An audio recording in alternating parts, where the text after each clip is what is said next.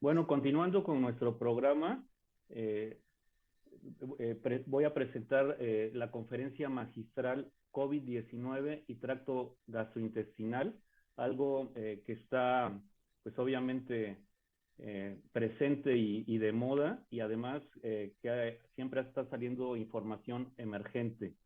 Esta conferencia magistral es un gusto presentar al doctor José María Remes Troché, expresidente de nuestra Sociedad de Gastroenterología del Estado de Veracruz, con especialidad en Medicina Interna y Gastroenterología en el Instituto Nacional de Ciencias Médicas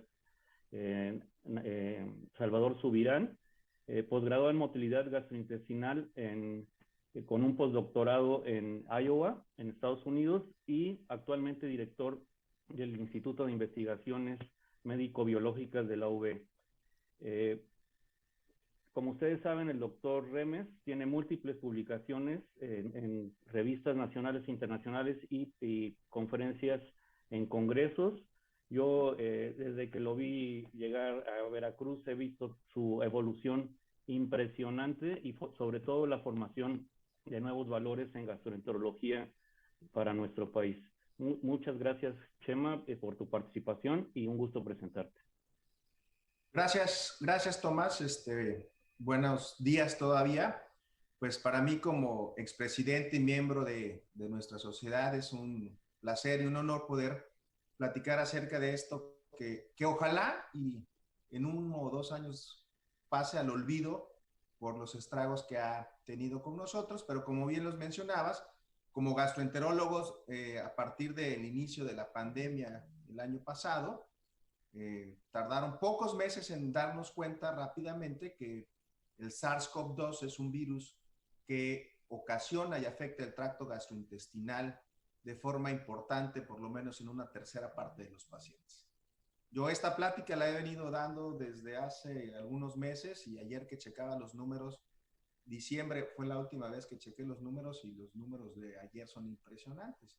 118 millones de personas a nivel mundial se han infectado, más de 3 millones de muertes y prácticamente la totalidad del globo terráqueo afectado por este virus, que bueno, en algunas partes empieza y esperemos que pase a ser historia con el inicio de los procesos de vacunación. Nosotros aquí en el estado de Veracruz, lo comentábamos hace algunos minutos, pues empieza a haber un poquito más de luz al final del túnel, pero tenemos que lidiar todavía con esto durante un buen rato y también las secuelas, ¿no? Importante en la historia de que el reporte inicial de la aparición de esta nueva enfermedad, del COVID-19, por este novedoso coronavirus, en los primeros reportes de enero del año pasado, si bien las publicaciones que provenían de China hablaban de una enfermedad viral con una letalidad importante en una población susceptible, cuando uno revisa, identifica que en los primeros casos, por lo menos una tercera parte de pacientes presentaban diarrea, náusea, vómito, que las alteraciones de la función hepática en muchos pacientes previamente sanos podrían predecir la gravedad de la enfermedad. Y rápidamente empiezan a aparecer en la literatura cartas al editor, series importantes, y para fines prácticos, antes de que llegara a México o apenas toca el territorio mexicano el virus, ya teníamos un poco la idea de que como gastroenterólogos algo nos tenía que involucrar esta infección viral. Las primeras series importantes, como la que ustedes ven acá, esta serie china con un número importante de pacientes, pues empieza a mostrar que para fines prácticos, en los primeros casos reportados en la provincia, en estas provincias chinas, pues hasta 70% de los pacientes podían tener diarrea y que aquellos que tenían molestias gastrointestinales de forma importante tenían mayor probabilidad de una forma severa, falla hepática y necesidad de ventilación mecánica.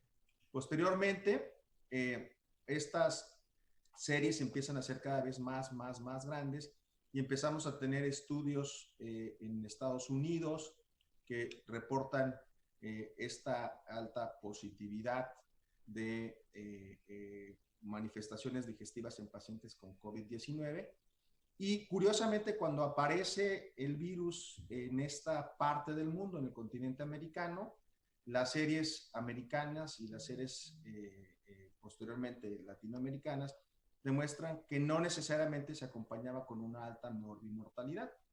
Empezamos a ver, por ejemplo, el primer reporte en los Estados Unidos, en la costa este, en Nueva York, reportaba lo contrario a lo que se veía en China, ¿no? Que aquellos pacientes que tenían manifestaciones gastrointestinales, predominantemente una diarrea acuosa, pues no les iba aparentemente tan mal, y que la necesidad de admisión hospitalaria o de terapia intensiva, en estos casos predominantemente digestivos, pues no era tan malo el pronóstico. Incluso aparece a mediados del año pasado metaanálisis, donde empezamos a tener ya un poquito más de claridad. Aproximadamente hay más de 60 estudios en diferentes países donde se reporta que la presencia de manifestaciones digestivas de forma inicial pues se presenta en el 20% de los pacientes afectados por SARS-CoV-2. La anorexia, la diarrea, el vómito y esta situación de que las manifestaciones gastrointestinales pudieran haberse relacionado con una forma más grave en un inicio, también nos hace pensar el día de hoy que probablemente los tratamientos o las intervenciones que se hicieron en esos primeros meses de la pandemia, pues pudieron contribuir también a la manifestación digestiva y hepática, ¿no?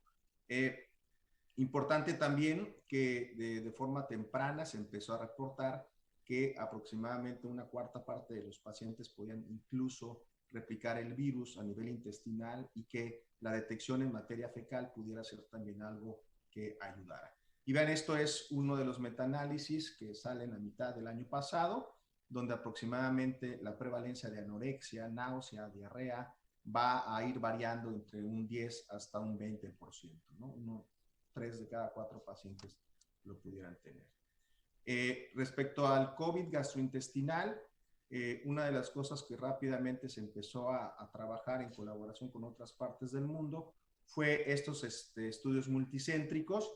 Y les menciono porque este es un estudio multicéntrico que a raíz de una colaboración que nosotros tuvimos la oportunidad de participar con el Hospital Español de Veracruz, fuimos invitados por la Asociación Española de Gastroenterología para este proyecto que siguió prospectivamente a los primeros casos a partir de junio, julio, en México, en España y otras partes del mundo, donde inicialmente se vigilaron cerca de 800 pacientes, ahora hay muchos más, donde en 4 países, diferentes continentes, pudimos tener un poquito estas cifras de manifestaciones gastrointestinales. Les muestro aquí algunos de los centros que participaron en México. Fueron centros en el Hospital del Bajío Regional, en Guadalajara, en Veracruz, en Zumpango, con un aporte importante del grupo mexicano. Y las características de esta corte inicial de pacientes hospitalizados demostró lo siguiente. Aproximadamente la mayoría de los pacientes, hombres, el 80% sin antecedentes importantes, vean las prevalencias de enfermedades digestivas previos a la infección, pues es muy, muy baja. Y esto es importante, manifestaciones iniciales a la admisión, 20% dolor abdominal, 27% náusea, 50% anorexia, que esto es algo que el día de hoy se puede todavía asociar un poquito a este síndrome de COVID largo, de fatiga generalizada, asociada al desgaste que sufre el organismo. Y vean cómo la diarrea, por lo menos en estas latitudes, sí fue algo altamente prevalente, 30 hasta 40%. Y estas manifestaciones también cambian durante la hospitalización y al final. Y ahora, al final, platicaremos un poco de esto que pudiera ser las secuelas digestivas. Pero ¿qué es importante también aquí mencionar? Que muchas de estas manifestaciones digestivas aparecen durante la hospitalización, y creo que esto es una reflexión de las medidas desesperadas que se utilizaron en los primeros meses de la pandemia. Nadie negará que haberle dado a pacientes acitromicina en combinación con otros antibióticos o en combinación con antiinflamatorios, sin tener la claridad de que esto pudiera ser útil durante mucho tiempo, seguramente propició disbiosis. O el haber utilizado tocilizumab o hidroxicloroquina sin una certeza de que esto podría funcionar, pues esto seguramente fue responsable de muchas de estas alteraciones hepáticas que se asociaban a alta mortalidad. Y les muestro esto de la alta mortalidad asociada a hipertransaminasemia en el estudio Tiburón. 30% de los pacientes tuvieron hipertransaminasemia, la mortalidad global cercana al 5% en su momento. Y vean, en este estudio con pacientes mexicanos y españoles, la mortalidad estuvo muy asociada a hipertransaminasemia y orinofagia. Estamos seguros hoy de que probablemente haya sido, además de la afección hepática, la secuela de múltiples tratamientos. Lo mismo se asocia a admisión a terapia intensiva y a una mayor hospitalización dentro del hospital. Y les menciono esto porque seguramente el día de hoy la gente que se dedica al hígado tiene más información. Empezamos a conocer que seguramente pudo haber sido la respuesta inflamatoria generalizada, el daño inducido por fármacos o la afección inmunológica del propio virus, la exacerbación de las hepatopatías en nuestros pacientes previamente enfermos, pero también mucho daño hipóxico.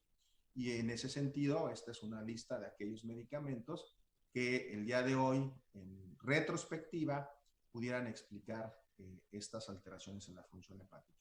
Y no quiero mencionar aquí algunas otras cosas que no tienen ningún sustento científico, pero que han sido abusados en esta medida desesperada, más que en evidencia, en ocurrencias de la población.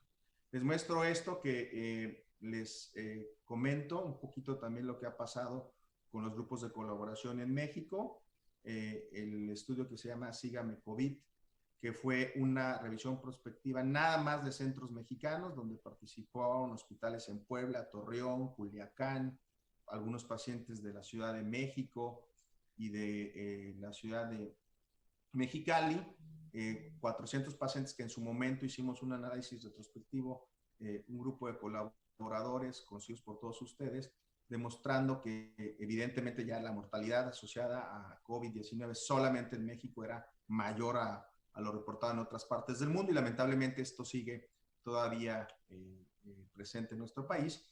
Y estos datos que, bueno, son interesantes, ya solamente nuestros pacientes mexicanos, una tercera parte inicia con diarrea, 16% dolor abdominal, vómito. Y las características de estas manifestaciones digestivas son las siguientes. La duración de la diarrea asociada a COVID-19 está en el rango de 3 o 4 días, con un número promedio de 3-4 evacuaciones, predominantemente líquidas. Parece una diarrea un poquito más de tipo secretor, pero seguramente también influyendo hoy mucho la disbiosis. El dolor abdominal, un dolor tipo difuso, una tercera parte con dolor epigástrico o inespecífico. Una tercera parte, elevación de las PFHs, y estas elevaciones de PFHs no asociadas a fármacos, a lo mejor atribuibles solamente al virus, anda en el rango de elevaciones transitorias mínimas, con los mínimos y máximos que ven resaltados en negritas, ¿no? Cosas muy interesantes en la población mexicana. La diarrea con la presencia de anosmia fue una asociación muy particular. Pareciera que en estos pacientes donde el virus replica o en la parte superior de la vía respiratoria o en el tracto digestivo hay una asociación. Los vómitos se asoció mucho en pacientes con historia previa de diabetes. Pensemos entonces que pudiéramos empezar a tener casos de gastroparesia post-COVID asociadas a esta infección viral, que esto es algo que se reporta mucho antes con otros virus. Recordar que en gastroparesia idiopática muchos virus inducen disfunción del vaciamiento gástrico. Y vean esto que sí pudimos determinar rápidamente en México, que el uso de acitromicina pues se asoció a diarrea, dolor abdominal y vómitos. Respecto a las alteraciones de las pruebas de la función hepática, igual que con otras series, se asoció más a necesidad de hospitalización y a una mucha mayor mortalidad.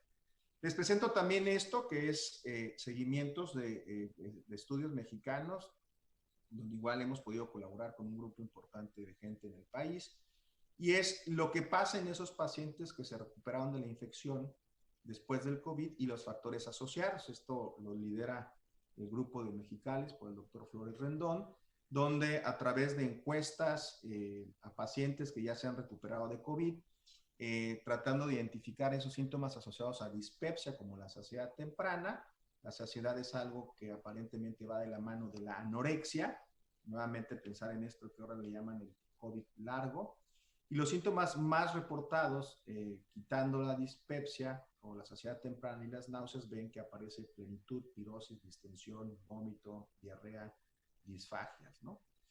Pero vean esto que es muy interesante. Las variables asociadas a plenitud postprandial son el género masculino, nuevamente la diarrea y el haber tenido, la anorexia y el haber tenido diarrea. Y esto que resultó bien interesante, el dolor epigástrico persistente es algo que estuvo altamente asociado con una razón de momios, un intervalo que fue significativo, al consumo de acitromicina y a esto que es totalmente irracional en el pensamiento médico, que es la utilización de dióxido de cloro.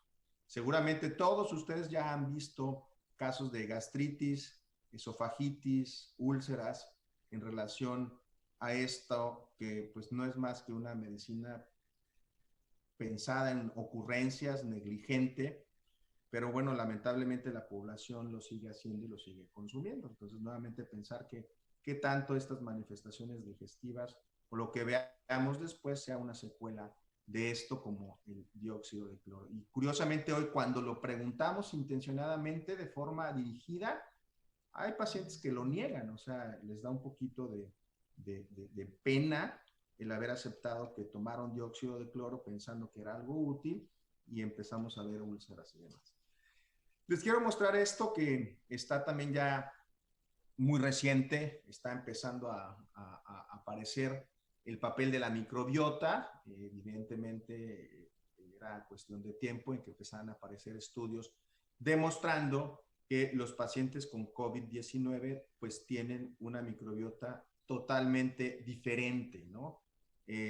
¿Esto qué sería? Seguramente el virus o los tratamientos. Y empieza a haber información muy interesante, por lo menos lo que estamos viendo proviene de China, de Europa o de Estados Unidos, donde evidentemente el uso indiscriminado de antibióticos es menos frecuente, que sí hay una microbiota determinada asociada a peor pronóstico y secuelas. Y empiezan a aparecer también estos modelos o estos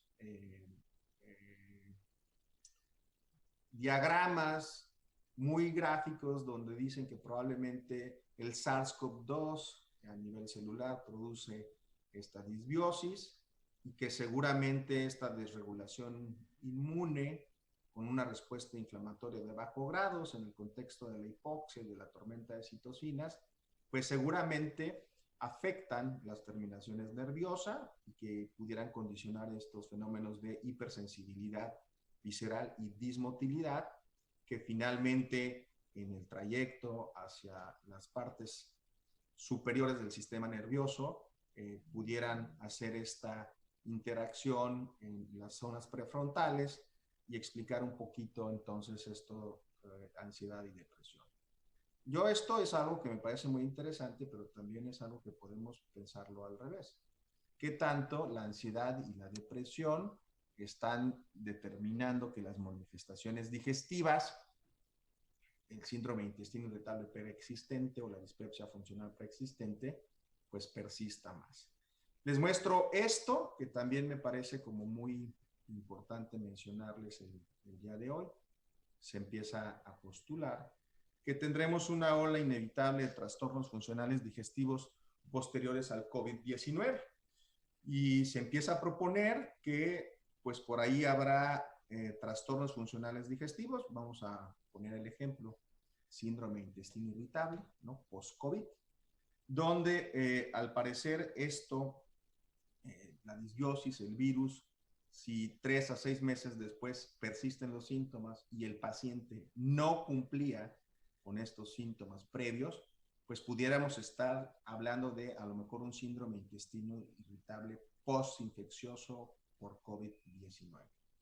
Se empiezan a trabajar incluso cuáles pudieran ser criterios diagnósticos y verán cómo en esta propuesta, pues el grupo de Roma, ahí está representado muy bien por Max Smulson, pues nos alerta un poquito de si vamos a tener inevitablemente estas manifestaciones funcionales gastrointestinales. Pero también pensar un poquito en el contexto de que a lo mejor es al revés, a lo mejor es la ansiedad y la depresión lo que ha llevado a que estos síntomas persistan, pero seguramente pues habrá muchísima investigación. Nosotros, igual en México, tenemos ya en el grupo de colaboración con la Asociación Española de Gastroenterología, con el doctor Enrique de Madariaga, un seguimiento de una corte de más de 400 pacientes 6 meses después y pues veremos si efectivamente esto es mayor o igual a lo que se ha reportado con otros virus.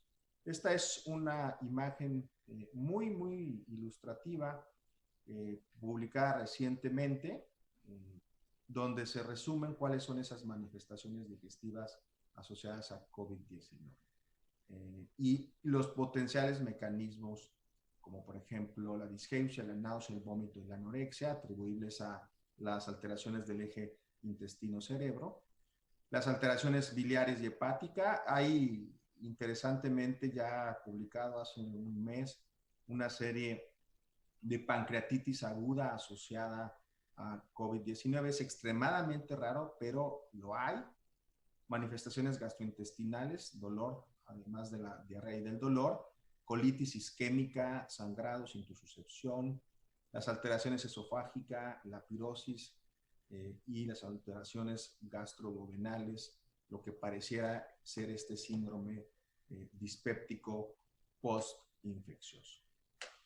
En conclusión, en esta serie de casos mexicanos y en el contexto de otras series, yo creo que sí es muy importante poder concluir que una tercera parte de los pacientes con COVID-19 han tenido y tendrán manifestaciones gastrointestinales que pueden ser inherentes a la infección, pueden ser inherentes a la genética o a la comorbilidad de los pacientes o al uso de intervenciones como la acitromicina.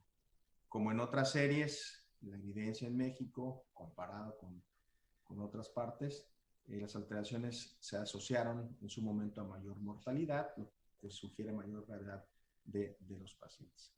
Con esto quisiera terminar, dar las gracias, ajustar un poquito el tiempo, agradecer mucho a la mesa directiva, a Arturo, a Araceli y todos los involucrados en que, pues a pesar de todo, y alguien ponía temprano en el chat, hace un año nos vimos, hace un año estuvimos presenciales todos celebrando y bueno, hoy nos tenemos que ver de esta forma, pero parece que estamos empezando a ver la luz al final del túnel. Sin embargo, eso no tiene que dejar de que nos sigamos cuidando como lo hemos hecho hasta el momento. Es muy, muy grato ver a tanta gente conectada, a gente que está con salud, con bien, y bueno, recordar a aquellos que dentro de nuestra sociedad, pues lamentablemente ya no están, y específicamente quiero hacer mención de forma particular al doctor Fidel Retureta, que seguramente más adelante, en algún momento, el doctor Mexueiro también hará una especie de referencia al respecto. Cuídense mucho y nos vemos pronto. Muchísimas gracias por su atención.